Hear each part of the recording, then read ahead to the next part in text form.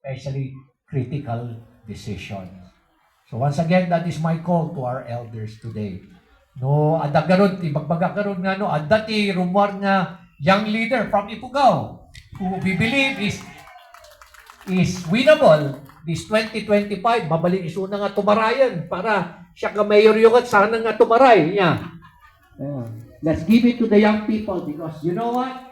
If there's anyone who can really make a big difference dito ay syudad tayo, these are the young people. So, maraming salamat po sa inyo lahat. God bless you all.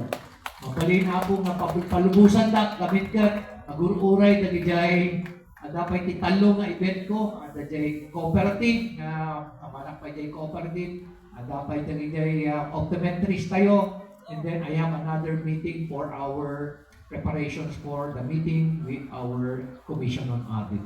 So maraming salamat po sa inyo lahat. God bless you all.